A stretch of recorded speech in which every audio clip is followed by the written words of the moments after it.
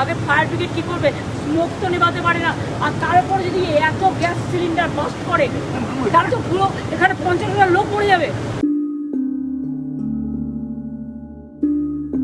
বড়বাজারের হোটেলে অগ্নিকাণ্ডের ঘটনায় অব্যবস্থা নিয়ে রেগে আগুন Mamata Bandyopadhyay. Kolkata mayor, Kolkata police commissioner, fire brigade এক্ষুনি এখানে বসবে, ওদের ডাকবে, এমার্জেন্সি মিটিং করবে। মঙ্গলবার সন্ধ্যায় কলকাতায় প্রাণঘাতী অগ্নিকাণ্ড। মেছুয়ায় ফলপট্টির কাছে ঋতুরাজ হোটেলে আগুন লাগার ঘটনায় মৃত্যু হয়েছে 2 শিশুসহ 14 জনের। ঘটনাচক্রে মমতা বন্দ্যোপাধ্যায় তখন দীঘায়। সেখানে তখন চলছে জগন্নাথ ধাম উদ্বোধনের মহাযজ্ঞ। মন্ত্রী শান্তিটা তো ছিলেনই, সঙ্গে প্রশাসন এবং দমকলের একটা বিরাট অংশ ব্যস্ত ছিল এই মন্দির উদ্বোধনে। Mamta sole responsible for that genocide. It's a government-sponsored genocide. Entire state government, including fire brigade, police, fire minister, all ministers, and also आपका जो हाई लोडर लीडर सब कल दीघा लेकर आया है, पूरा लोग को खत्म कर दिया है। দীঘা থেকেই বড়বাজারের অগ্নিকাণ্ডের ঘটনায় টানা নজর রেখেছেন মুখ্যমন্ত্রী।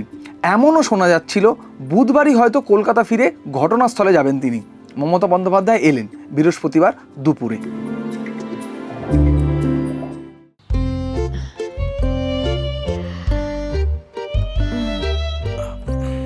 মেকআপ করেছিলাম তোমার জন্যে, কিন্তু এত গরমে হয়তো সবটাই উঠে যাবে।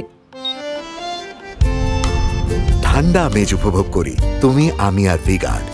মেকআপ উঠে গেলে তো ভিগার্ড এয়ার কুলার্স। দেখো পুরোনো বলেও মেনটেনেন্স করতে হবে, এগুলো সব ভেঙে ভেঙে পড়ছে, এরকম হোটেল।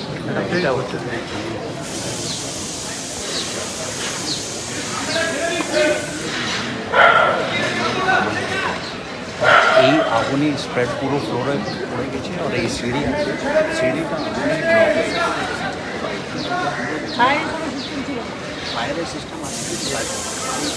এদিন মেয়র ফিরহাদ হাকিম, দমকল মন্ত্রী সুজিত বসু ও নারী এবং শিশু কল্যাণ দপ্তরের মন্ত্রী শশী পাজাকে নিয়ে বড়বাজারে আসেন মুখ্যমন্ত্রী। তাকে অগ্নিদগ্ধ হোটেলের বর্ণনা দেন কলকাতার পুলিশ কমিশনার মনোজ ভার্মা। কলকাতার 41 নম্বর ওয়ার্ডের অব্যবস্থা এবং বেনিয়ম দেখে মমতা বন্দ্যোপাধ্যায় রীতিমতো ক্ষুব্ধ।